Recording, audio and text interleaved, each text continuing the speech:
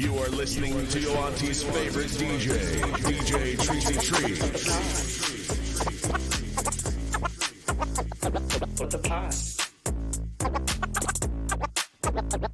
What the pod? What the pod? What the pod?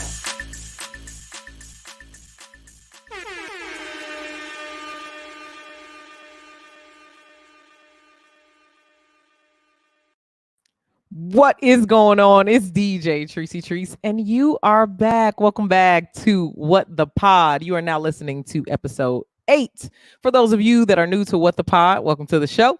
You can always go back and binge watch our past episodes or binge listen to our past episodes, because What the Pod is a podcast that just recommends new podcasts to listen to.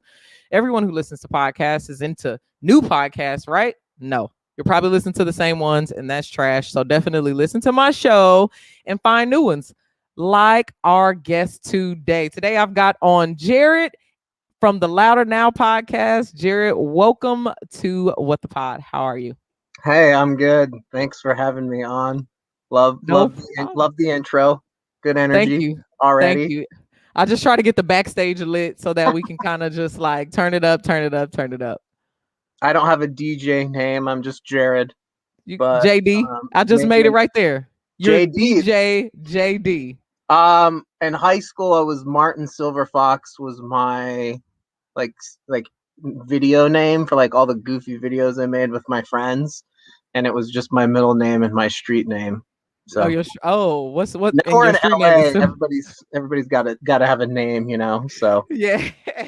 Yeah. That's awesome. So, Jared, tell us a little bit about your podcast. Yeah, thank you. Well, again, thanks for having me on. It's always just an honor to be able to just, meet new people. And so a couple years ago, I started the Louder Now podcast really just out of a few different reasons. I mean, the biggest thing really just wanting to help people with understanding, having a better, having conversations about mental health, mental illness. There's a little bit of a difference between those two things, but it's similar. Mostly just out of my own personal struggles with bipolar and depression and anxiety, and suicide, and going through lots of hard things in the last, kind of my whole life, but just more specific to like the last 15 years of just lots of doctors and hospitals and lots of ups and downs, lots of pain. And I think I've always been a communicator or a talker. I've always liked to write, and just, it's really out of my own kind of wanting to learn from myself, trying to just explore these things in like a deeper way. And podcasting's unique because you just kind of can do whatever you want, as the host. You can talk about whatever you want to talk about. So I feel like I'm kind of just getting started, even though I've been doing it for a couple of years. So yeah, and you're right. Yeah. Podcasts are that way. And I love that anybody can start a podcast because everybody's story matters.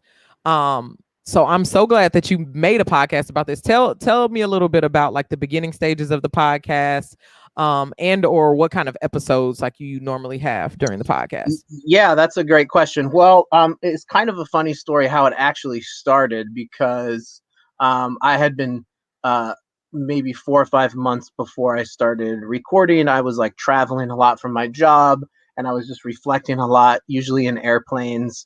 And there was a suicide that had happened, a pastor that I didn't know personally, but just big church in Chino. This guy died by suicide.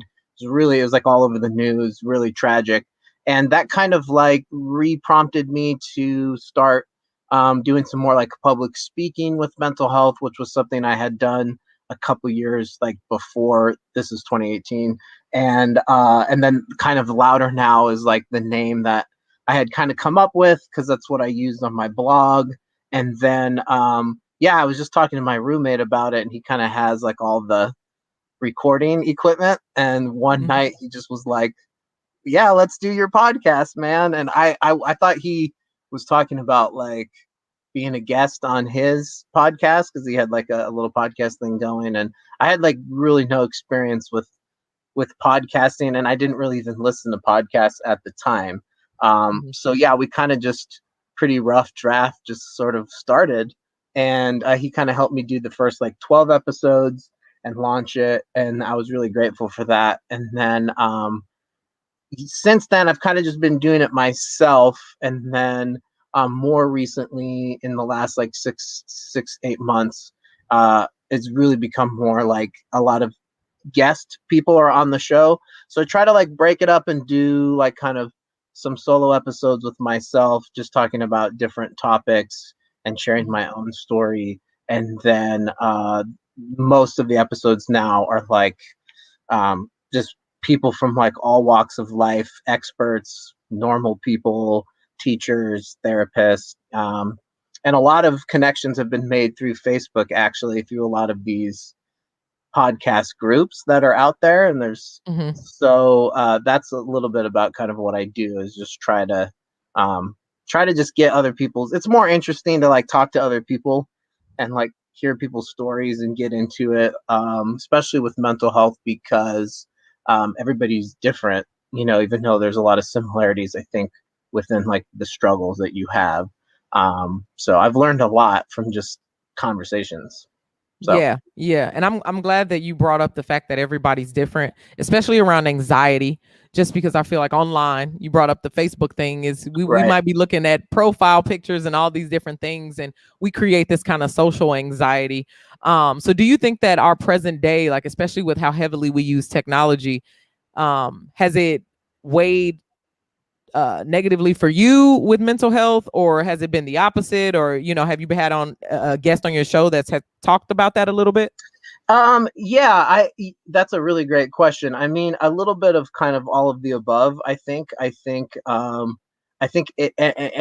any of us spend too much, it's hard with technology because it's so accessible. It like any free moment that you have throughout the day, whatever you're doing, it's so easy to just be like Facebook, Instagram, Twitter, Reddit, whatever, and obviously too much of that without self-control, I guess, kind of, I think can naturally just weigh you down, because you're also kind of seeing a lot of stuff that's like not completely real. It's like Yeah.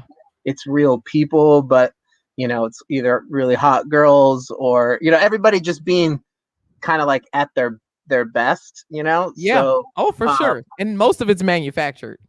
of course, yeah. So I think Yeah. naturally, I think there is studies and research on how technology kind of and these sort of mental health issues are very much connected. I'm not an expert, so I don't completely know all the details, but I do think it can feed loneliness and anxiety and depression if you're not careful. But then it is sort of a double-edged sword, because then on the other side of it, there's lots of people who are using it to do a lot of good and kind of encourage people and raise awareness, make people feel like they're not alone.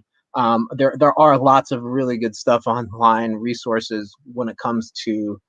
I mean, there's also bad information too. That's also the way our world is too, right? There's lots of not fake news, but Yeah.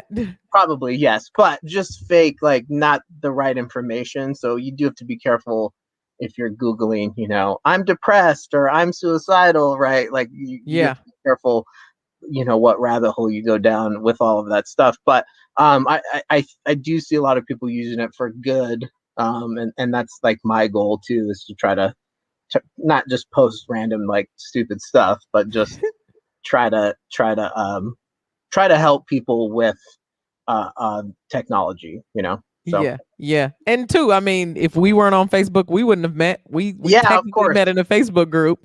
But yeah, to answer your question too, you also asked, have I had people, a little bit, not as much of a deep dive into that. Sometimes I do forget to ask people, which now I'll probably do this with future guests, of like, hey, how does technology? I had one guy that we talked about anxiety a lot, and he wrote like a book about anxiety, and he was like a firefighter in like the forest, like a wildland firefighter. Oh So my goodness. did That these like sounds like anxiety. Yeah, and he's this man. It was really, really interesting. The kind of stuff that we talked about.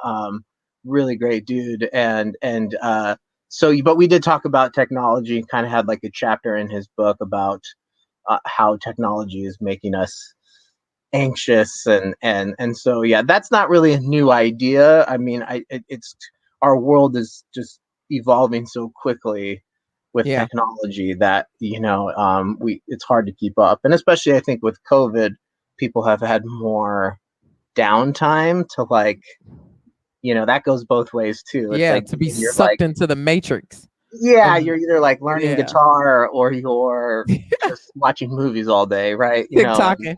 yeah, Yeah. so Yeah, I it's a definitely good get that.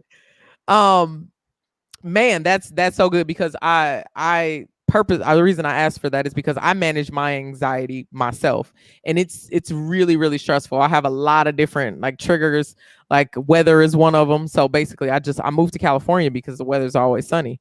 Like I was literally stressed out in Indiana looking at the Doppler. Like I've studied the Doppler since I was a kid. That's how stressed and deeply rooted my anxiety is. So I have to like overcome it constantly to be like, oh my God, it's gonna rain in LA, but it's not gonna like be a torrential downpour that's gonna make me drive weird or anything like that. Like you Of have to course. just fight those battles. Yeah, weather does impact people. My sister actually lives in Seattle, and it took her a little while to get Rain. used to it. It's so pretty, like right now, April through September, but then really like 9 months out of the year, it's like wet and rainy. And I mean, it's fun. They have kids, and it snows, and they sled and they ski, but it really is cloudy. And so we are pretty spoiled here that we don't have as much of the like seasonal affective Yeah, just thing going depression. on Yeah. where weather kind of brings us down. And you can still struggle with depression when it's sunny out too, Oh, for right? sure. Because you also have to like get out and like try to experience it, even which we can forget to do that when we live here. I'm like, oh, the ocean's down the street, but I'm just Yeah. hanging out at home, so Yeah. You got to yeah, go out in people is what I call it. of course. And I'm a huge extrovert, but I've also realized like for my mental health, I need time to kind of recharge. And I noticed that from looking inwardly during COVID because I'm the DJ that's out at the clubs and out at the bars and all of that. So once that was taken away, it was a completely different mindset shift that I really had to get myself up and be like, all right, now what are we doing today? That's because all my not all my joy was taken, but I have a lot of fun playing music for people, and I couldn't do that, and I still can't do that anymore at the capacity that I did before.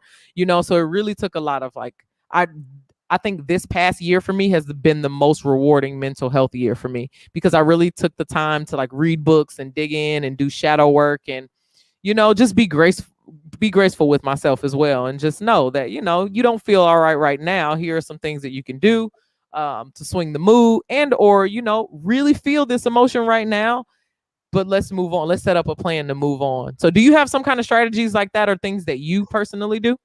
Yeah, that's a great question, and just I do, yeah, and I think part of the constant challenge is that you got to keep working on it like every day. There's no like day off from your own brain. It's like Mm-hmm. you're always thinking and but yeah, a lot of life, and especially with mental health, is really developing habits. And the more you do something, let's say good or bad, the reinforcement of the habit, it obviously, if you're like watching TV 5 hours a day and you just keep doing that, right, it gets harder to maybe I should Not read do a that. book instead or whatever. So yeah, I go to therapy, and I have a lot of people in my life that help me, kind of hold me accountable to a lot of things to stay pretty sane and healthy. Because yeah, it's just it's harder to manage things, on your own, like if you're just kind of trying to do it in isolation. So I used to play hockey when before COVID. So that's one thing I don't do now that I used to do. Hopefully that will change soon, but it's been closed because it's Yeah. hard to like have a bunch of dudes, run into each other out on the ice and Oh, and then wear take off their masks. helmets, Yeah, sweat, beat each wear other up. I mean, there's professional that NHL is going, and obviously professional sports. It's good because I guess they all get tested and stuff. But yeah, I have to try to like stay active. I like to try to run and back to like the beach thing, like go to the beach, go out. I'm going camping this weekend, so that's a coping thing of like forcing myself to just get out and hang out with people. Yeah, faith is a huge part of my life, so like going to church and the Bible and all of that, and just that, like the faith community and my friends. That's a huge part of what keeps me pretty sane too, and that's true for lots of people. Whatever you believe, like just go after it, and you do it with other people. And I hope that answers your question a little bit. Yeah, But that did. That yeah, perfectly. That's perfectly did. yeah, So you talked about, you started off saying that you go to therapy and you have a little village that keeps you accountable and all that. So right. if there's somebody listening to this podcast and they're kind of mulling over, they feel like something isn't right and they're really wanting to maybe get started in therapy, can you talk about like maybe how the moment you decided to go, initially how it was, pretty much, when you started therapy, how beneficial was it for you, and convince them a little to go right now, Yeah, it's a great question. Well, there's been a lot of resistance, honestly, within myself, at least in the history of my like the last 15 years. From 2007, I had my first diagnosis, and then I spent about 4 years being like over medicated, and I didn't really do a lot of therapy until I had kind of my third like real bad breakdown, which really came from like getting off a lot of meds. So real long story short, I was like suicidal every day for like 8 months, and I had a couple of suicide attempts. This is in 2013, and it was definitely the worst time of life. And then I tried to overdose at the end of this like 8 month time, and I was in a coma for a few days. Should have died, Wow. and I didn't. And I came out of it, no brain damage, no memory loss. But then I spent 5 months in the hospital, like two different kind of psych places. Mhm. And so that was kind of like when I was like, yeah, I think I'm going to need to do therapy probably for a while. So I didn't say yes to therapy right away. It took like 6 or 7 years. And then even since then, because now it's been like 8 years, I've really only taken it a lot more seriously, I would say, just since like before COVID, pretty much. So yeah, a lot of it is that I think you can read books and you can teach yourself things. I think you can surround yourself with like wisdom, people who are older, who've lived life. I mean, I think that's important that we have those relationships no matter what. But there's only so much that I think you're missing out if you like don't have a professional really sit down with you and like talk through things, because the process of becoming a therapist, I mean, they're not like, they don't know everything, right? But you do need to have a professional, I think, in your life if you're having any kind of consistent symptoms of these things. So it took me a while to kind of get to that point where I was like, yeah, I think I'm going to need to, because I have taken medication, or I do take medication, and that's just one part of the heal. That's one part of it. But I do recommend that the sooner you can like commit to having a professional help you, it's going to be hard probably for a while, because it takes a while to get used to a therapist, and it might take a couple of like switching therapists. But once you get in a groove with someone, I really think there's a lot of like fruit and benefit from that, so. Yeah, that's an awesome story, and I'm so happy that you came out on the other side of it with a different perspective, and you're willing to show up for yourself every day, because Yeah. that's, like you said, you manage it every day. It's something that, past trauma and everything, you're just being really present about your mental health, and that is extremely awesome. And Yeah. especially since you're finding passion with the podcast and then trying to multiply and spread that love around. That's Yeah, awesome. for sure. I mean, I will say, to speak directly to like suicide, that's probably a real specific passion of helping people with that. And I'm not the only one. There's so many voices recently who, you know, a lot of it is because we see celebrities and pastors and leaders fall, or not fall, but unfortunately die by suicide. And they're obviously they're not the only ones, right? There's tons of people that we don't even know about. It also affects them too. Yeah, there was a guy at my church who was a friend who died by suicide in October, just 7 months ago, and that was really close to home. And I'm just like, I have such a heart for that. But yeah, I think once you almost die and then you live, whether you believe in God or not, or any higher power, you do get a different, it does something to you in the way that you like approach being alive and being human. I think forever, it just, you're never the same after that. So Yeah. like, I don't want to waste my life, you know, I don't want to waste the time that I have, because I do believe I was given a second chance, and not everybody has my story, where some Yeah. people just, they don't make it, you know. Yeah, yeah. And it's so, it feels so good to be sitting here talking to a guy about mental health, because I mean the Yeah. stigma in just our community about men and mental health. Like, can you speak to that a little bit? Yeah, of course. Well, yeah, thanks for saying that. And part of the podcast too is I have interviewed lots of women, which I I love men and women, but I especially and I appreciate women. It's a little easier for women, I think, to just be open and vulnerable about their struggles, and I appreciate that about women. But yeah, especially when I have a guy on the show, I'm like, yeah, let's bro down and like let's get into this, you know. And there's lots of podcasts and people who've influenced me in that area. So yeah, I think it's just, we are kind of taught, I think there's a couple of things. I mean, one can just be, um, at least in our kind of generation, we don't have the best relationships with our dads. I think the baby boomer generation grew up with a lot of not the best relationships with their dads.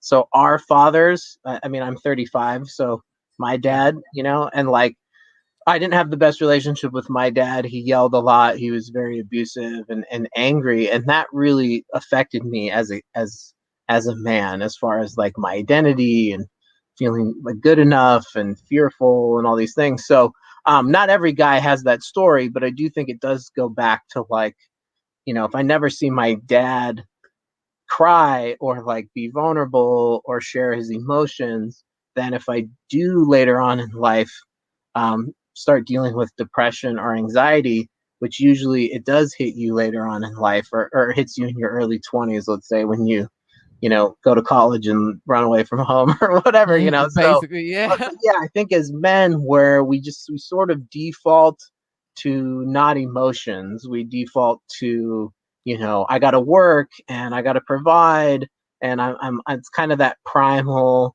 hunter. Just my job is to go kill animals and bring them back to the village so we can all eat. You know? Yeah. You know, and we default, and that's not necessarily bad. I think that's just the design of, that's the difference between men and women, where women are going to be more like, what about how you feel, you know, how was your day and your emotions. And oftentimes guys, we don't really practice that kind of, what Hmm. maybe we would call now is like emotional intelligence. That's Yes. more of a recent kind of influence of like, wait, what about our emotions? And so yeah, for me, I think having all the struggles I've had has just forced me to be, because I think I've always been pretty sensitive person, like as a guy, and I think that's why I like to do like theater when I was a kid, and like acting. I Hmm. was like, oh, I like to like feel these emotions, you know.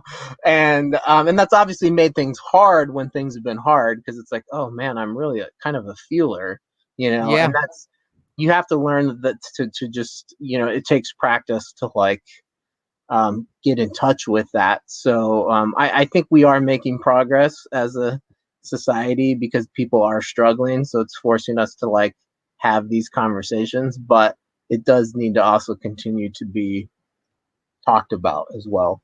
So Yeah, for sure. And you know, parents, stop telling your kids you boys don't cry and get up. You're not hurt. And I hear parents say all these little things, and yeah, it exactly, yeah, I that's not mean, good.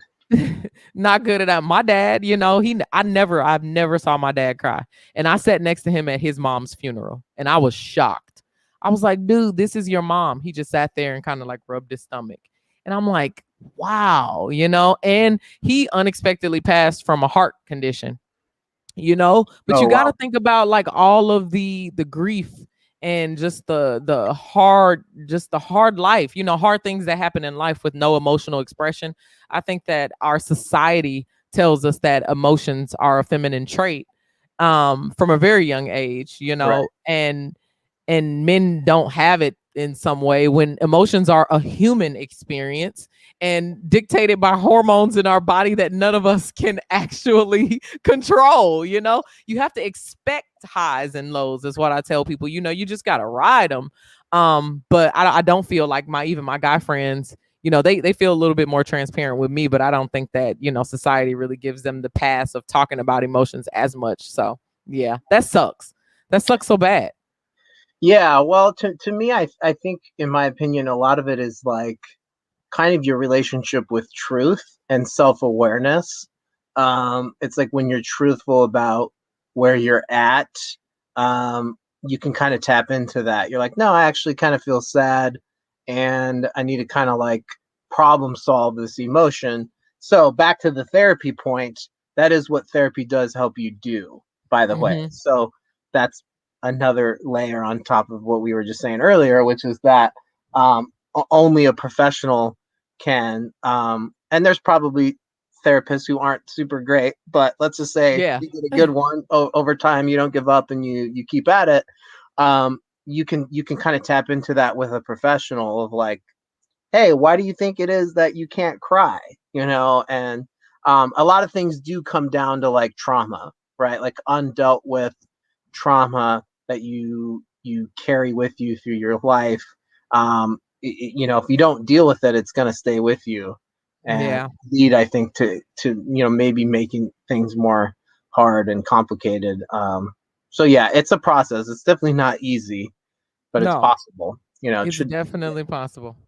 Definitely possible. So at the beginning of the conversation, you talked a little bit about like medication. So can you speak a little bit to the point of what it was like when you first started for someone who's just, a little bit more reluctant to it? You said it was just one piece. You also do therapy and practice other things. So can you encourage some people who might need to look at some medication to maybe be a little open to that? Yeah, that's a great question. Well, again, kind of like the therapy thing, it's been a process because I didn't fully accept needing meds. I had been on meds for a couple of months after not sleeping, and then my mom was kind of my doctor. Was like, "Oh, you're getting fat, and you look bloated," and so she just kind of weaned me off of the meds. Then I kind of snapped out of it. Then I went on. Then I had a breakdown happen again, and I had like a whole new doctor a second time around. Everyone was a little bit more like, "Oh, you might have a problem because this is the second time it's happened." Um, and then I got kind of over medicated, which can happen to people. And then I got off all of the meds on my own because I was like, I think these meds are making me feel bad.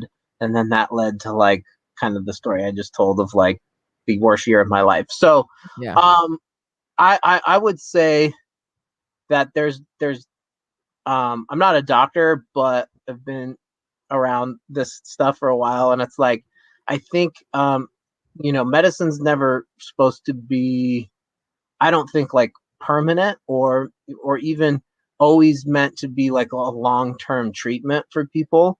I think you can benefit from it for a season, and a season might mean a couple of years or something. Yeah. So it's not like a death sentence if you get to a place where you really having a hard time managing, depending on your symptoms, depending on how severe things are, to where medicine's not going to like screw you up. But the challenge is just that there's lots of side effects with medications, and it does take your body a long time to like adapt and it's not completely perfect. So a doctor really only can kind of try things with you, and you're the one that kind of bears the brunt of like feeling it, right? But Yeah. I think people should just try to get as much good information as they can about medications and doctors, but then also recognize too, kind of what I had said is it's one part of the puzzle. Yeah. So I would encourage people to just get as much help as you can, and if you need beds for a little while, then just do it. Yeah. And the worst thing that happens to you is you just might need to like get off of them. So Yeah. So can't hurt. You should try, or at least consult some medical professionals. And not going to get super into like what are you thinking about and what's going on with your life. Their job is kind of just to really focus on the medication, and the therapist and the psychologist, and that's why you kind of got to do both at the same time. yeah.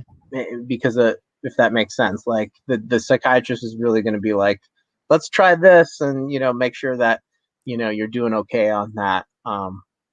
So Yeah. it takes a little bit of patience for sure. Awesome. Awesome. So Jared, tell us your favorite episode of your podcast. Oh wow, that's a good question. Let's see. Well, okay, maybe I have two, maybe I have You can do two. two. I'll give Two. you Okay. two. Wow, this is a good question. I've never even thought about this. Um, yeah. Okay. So maybe my favorite episode was I actually an episode I did about a year ago. I can't remember which number it is, but I think it's called like 7 years later. It was basically every May 7th, 2013 was when I almost died. So I did a reflection episode on that moment and that time, and almost dying, ending up in a coma, going to the hospital, 5 months later. So that was a really special episode. I feel like every May, it's also like Mental Health Awareness Month too in Mhm. May. If there's always something going on every month, right? Yeah. And so yeah, that was really special. And then I just did an episode with one of my friends through NAMI, National Alliance of Mental Illness, in James Curtis, and he's just been like a great friend for 7 or 8 years, and we've done a lot of like presentations together in schools, and we've kind of teamed up a lot. And yeah, it was just like a really good conversation just about his journey and depression, and I felt like it was one of the best interviews. But I've done a lot of good. I feel like everyone's been pretty good. So, but that's like my favorite one. So Your those are my favorite two favorite one. favorites. Yeah, Awesome. yeah. All right, so we're coming up on the end of time here, and I want the last question I always ask, maybe always ask, but it somehow gets there. Give us like a 30-second, 45-second, or a minute, whatever, of why they should listen to your podcast, or any information that you want to give the audience that they haven't gotten so far. For sure. Well, I'm definitely not the only one talking about mental health, but one of the things I do feel like I kind of specialize in is talking about like faith and mental health, of like growing up in church, and kind of like there's a lot of good things I do believe about the Bible and church, but there's also a lot of unhealthy things and not so great things that you can kind of learn, especially if that's all you've known your whole life.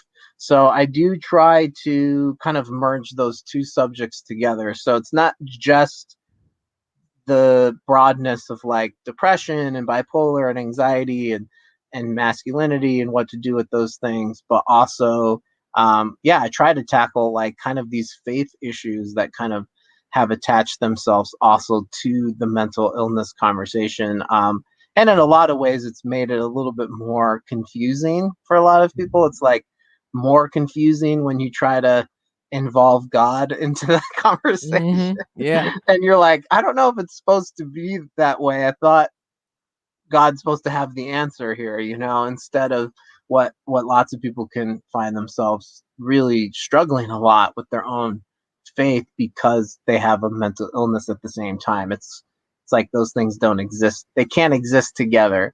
So if you want to go on that journey and you want to get more about that, that's really what I'm trying to do the most of. But I don't limit it to that, where I do want to talk to people who don't think the way I think, you know, because there's no way to learn if you're only like, I'm only talking to the people who you know, think the way I Believe what think, I believe. right? Yeah. Yeah, because just everybody's unique and different, and I believe everybody is special and uh, has something to offer to the conversation, you know, because that's like more like coming from it from a place of love, right? Of like Mhm. respecting everybody who is alive, right? Because we all struggle. So Yeah.